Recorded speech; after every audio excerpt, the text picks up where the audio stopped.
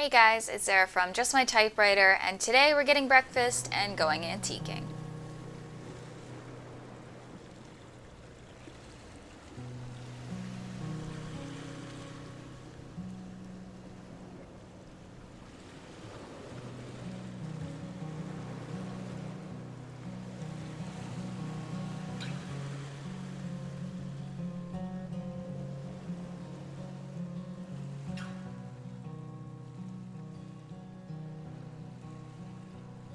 So this is Old Engine Works in Stroudsburg, PA. It is in an old factory, which is something I really love about this building. It's got these top heaters and it's just a really spacious location for an antique store.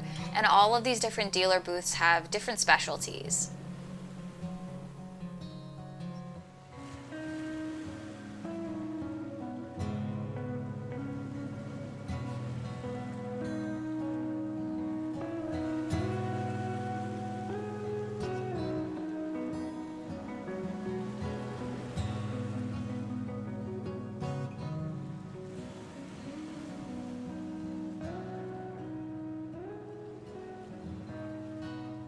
Here's our first typewriter of the day. This is an electric typewriter.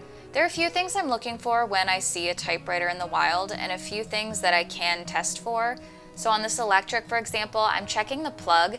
You might find on some electrics that they've got bent tongs on them, and that makes it really hard to use them. Other things I'm looking for is if the carriage will move freely. Obviously, when it's electric or if it has a power return, that might be more difficult, but I'm checking the drawband tension here. Another thing I recommend to check is the keys themselves, or the typeface on the type slugs there, to see if it's a specialty font. That can make a machine more valuable or more worthwhile. You also want to make sure it has a case, and this one also has a key with it, which is a nice little added bonus. Here's our second victim. This is a Smith Corona in the 5 series. They always put signs on them like, please don't play too hard with this machine. It always makes me laugh. Again, I'm checking the drawband tension here to make sure that it's got an attached drawband and that it works well. And someone was having a little bit of fun from the shining here on this typewriter. I see that a lot when there are pieces of paper put in the typewriters and typed out on those pages. Again, I'm checking the typeface here to see if it is a specialty font. It's also got the original ribbon spools, or at least one original ribbon spool in it, which is a nice little added bonus. And then I go through and test some of the keys. I want to make sure that the space bar advances the carriage and that the keys advance the carriage. Something else I'm learning to check for now too is the shift height. So I might type a lowercase h next to an uppercase h to see if they end up in the same line, because I know that's something I'll have to adjust in the repair process.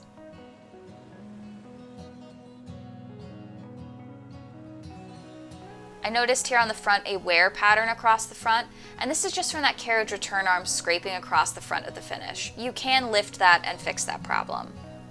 This one was listed at $80, so I did decide to pass.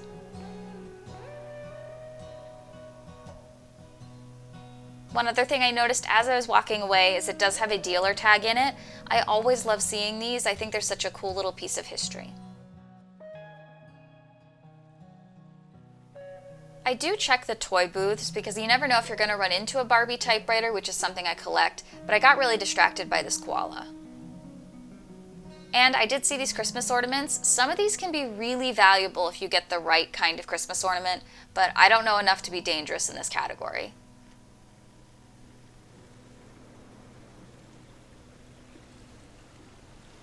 And this stopped me in my tracks. I wish it wasn't so expensive, but it's a little cat light up Tiffany lamp or Tiffany style lamp. I really loved this. Okay, here's a Coach bag.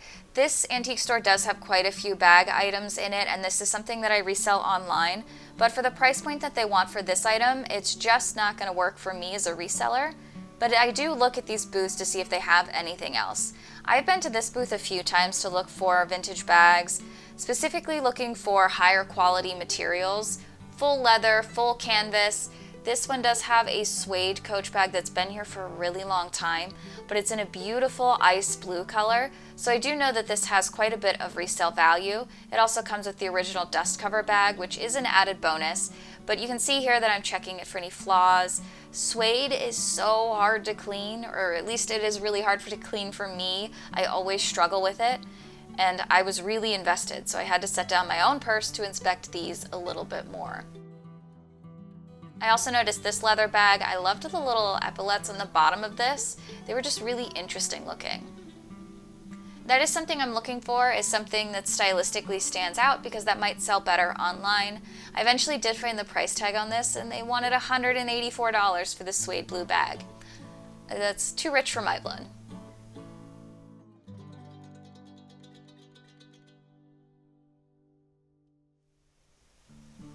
Alright, here's another typewriter. This is a standard. Again, I'm checking for things on this machine anytime I see it in the wild. I'm checking for that drawband strength to make sure it's still attached. This one does have magic margins, so I did want to test if those work. This also allows for me to test the full length of the carriage. I'm also checking the platen on this. I've had quite a few standard machines with bumpy platens, so I wanted to make sure that there were no tears or rips or cracks in the platen, because that can be an expensive fix. I'm also testing the shift here to make sure that the shift basket works. That's a really not fun thing to work on, so I did want to test that, as well as the caps lock, testing a few other keys here as well, like the backspace, just to make sure that the typewriter is fully functional.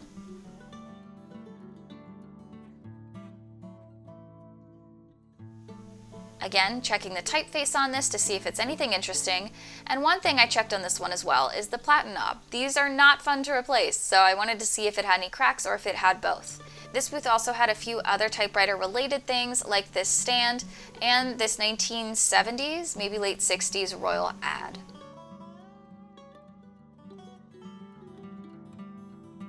Time for some coffee and another adventure. While we were in the Old Engine Works, we saw an ad for this place on Main Street in Stroudsburg called Stories Past. I've never been here before, so I was excited to see what they had. And I was really impressed with the booth setup in this location. Every booth seemed really themed to the vendor, and they all had their own unique styles. Obviously, again, I'm looking at things to resell online, and for me, that is vintage accessories, mostly handbags. They're easy for me to store and easy to ship. I didn't find too much here, but then I did find a few other items a few booths over, including this vintage all-weather leather Dooney and Burke purse. These sell really, really well, the vintage Dooney and Burkes, so I did want to investigate this one a little bit more. Obviously, condition matters, and this is a cream bag, so it does show its age and its wear, but you can check for a tag on the inside, and on the back of that would have a serial number, and you can see here the all-weather leather patch, which lets me know what bag this is.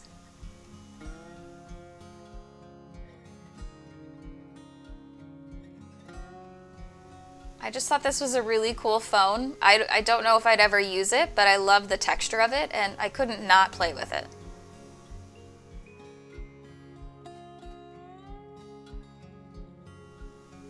I did eventually find a full booth full of accessories, and I spotted this day pack. This is an Agner day pack in black leather. I do pick it up pretty often. They wanted too much for what I could get out of it, so I did decide to leave it behind.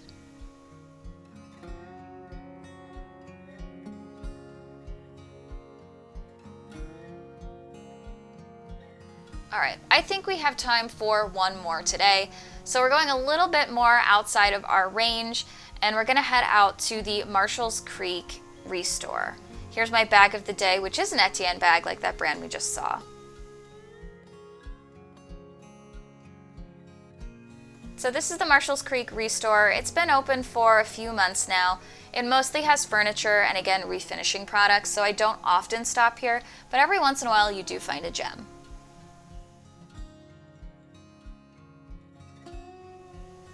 The thing that I thought was the most interesting is they have one of those heart-shaped tubs from one of the Pocono Love Hotels, which was just torn down in our area, and they were raffling it off.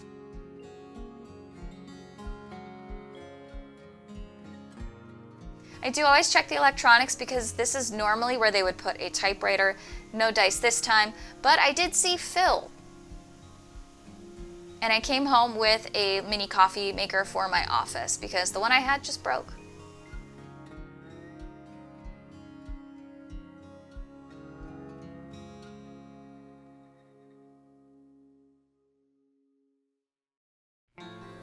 I decided yesterday wasn't enough, so let's go thrifting again today. This time, we're going to New Jersey. So this is a Goodwill right on the border of New Jersey. I've been here a few times. I haven't really bought much. It's really great for clothing, which is specifically why I wanted to go. They have a great bag wall. I saw first this Juicy Couture bag. I've never sold anything juicy, but I know it's something that people look up online. I did see this Jean Paul Gaultier bag. That's a designer brand. I don't know what this is. I kind of didn't believe it was real because it didn't feel great and it was a little expensive. So I did leave it behind. I kind of wish I'd picked this up though. This is a Madewell tote. It's not real leather, it's imitation leather, but Madewell bags do sell pretty well online. I just didn't know enough here to be dangerous. I did pick up this blazer though. This is from Anthropologie. I actually sold it within an hour of listing it for 40 bucks, so not a bad pickup. But then it was off to Restore in Randolph, New Jersey. The last time I was here, I bought the $10 IBM, so hopefully I don't find any more projects here today. This is mostly for furniture, but they do have some little decor-based items. I do always enjoy going here because it's just got such a different variety of things than what I would normally see in my more local thrift stores.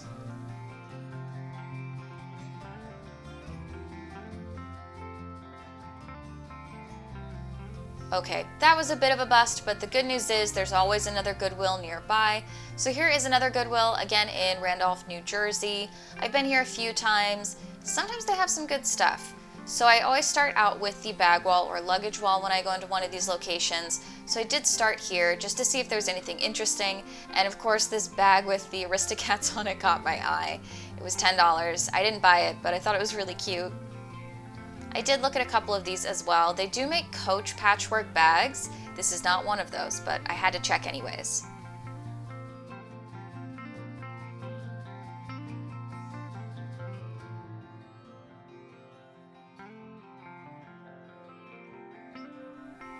This really caught my eye. It's an IBM satchel. And then I almost picked up this Etienne bag. They wanted $9 for it. I've sold these before, or at least this brand before, but what I'm learning with this brand is condition really matters and they sit around for a really long time. I did look at this bag as well. This is not a Coach, this is a Foch. It's not real leather, but I thought it was interesting to look at anyways with that turn lock front. I did look up that Etienne bag as I walked around with it. I just wasn't sure, and I see them listed for around 30 bucks. So buying it for 10 and listing it for 30 and knowing I'll accept an offer lower than that, it just didn't feel worth the time, so I did decide to put it back. I then saw the store next door. This is like an Amazon return store. It's like the Goodwill bins but with a decreasing price over the week.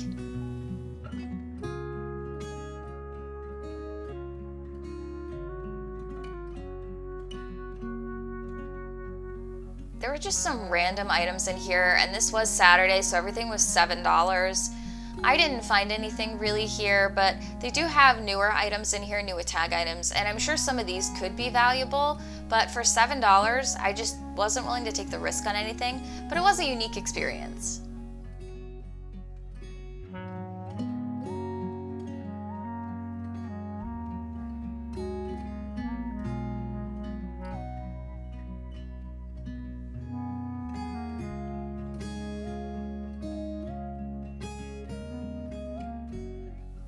I decided to go a bit deeper into New Jersey and go to my Unique Thrift. Now, this place is full of clothing and bags, and I've seen a lot of Coach bags before, so I was kind of hoping I'd run into something and maybe get a sale colored tag. However, they've rearranged their store, so all of their high-end designer items are behind the counter now, and all of these cheaper tote bags are now on the purse wall. I did go through the purse wall because I've been surprised by some of the things I found before, but I just didn't find too much here. This one I thought was interesting, this little denim bag. It had like the Coach style class to it, so I checked that. Didn't see anything. Here's a Foch bag, so it's trying to be a Coach bag in its design. And really, I just didn't find much here. But you never know, so I do always check. I did see this little label printer though, and I was very tempted to pick that up. Alright, that's a bust, but good news, there are more thrifts to be found.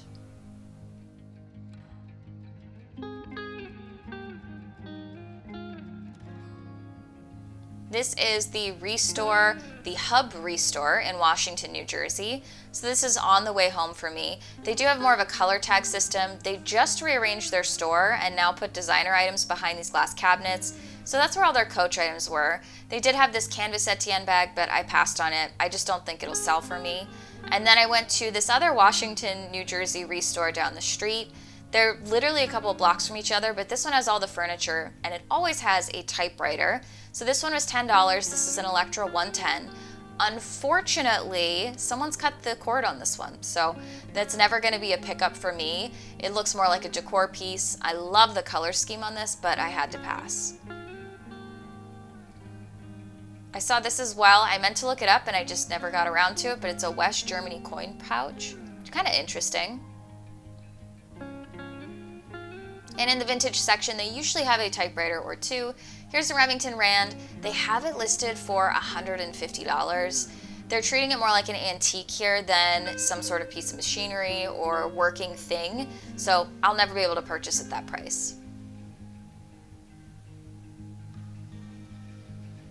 My trick here is to always go to the electronics section because this is where I find my cheap typewriters. I've bought two here before for about $5. So I do always go through these racks to see if there's anything interesting, and I was lucky enough to find a whole stash of IBM cassettes here, so I did pick all of these up. They were each $1.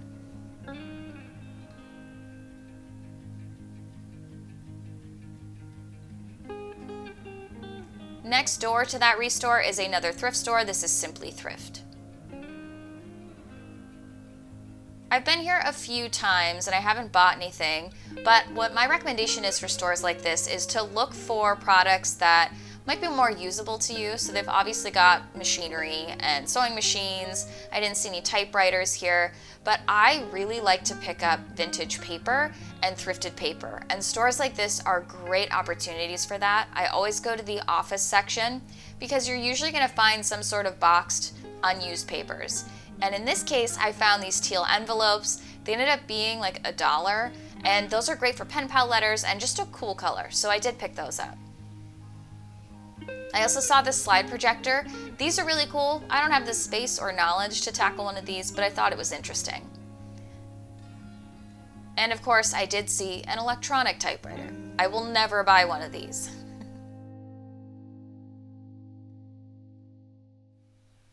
With that, I was finally heading home back to Pennsylvania. There is a little thrift store on the way home. This is called a Stop in Time. I didn't film in here at all, but I did find a typewriter pencil set. So these have the erasers on one side, and I picked those up. But I also bought a typewriter, and I guess I didn't film any of that. So here it is once I got home.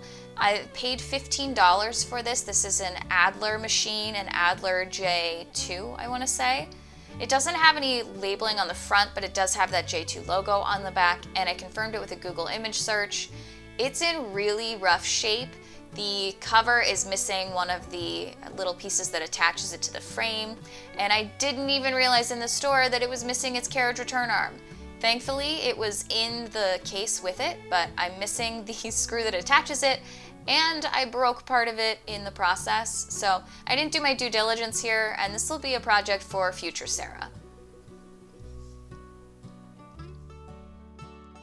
Okay, don't fall. Hopefully you guys are enjoying these thrift trip videos. I know this is something you asked for, so I'm trying to do more of them, and I am enjoying putting more of them together. If you like content like this, there are some other videos on this YouTube channel, as well as on my Instagram at just.my.typewriter. And I thank you all so much for watching, and remind you that you're just my typewriter. And if you want to see what happens to that Adler, come back some other time. I haven't even started.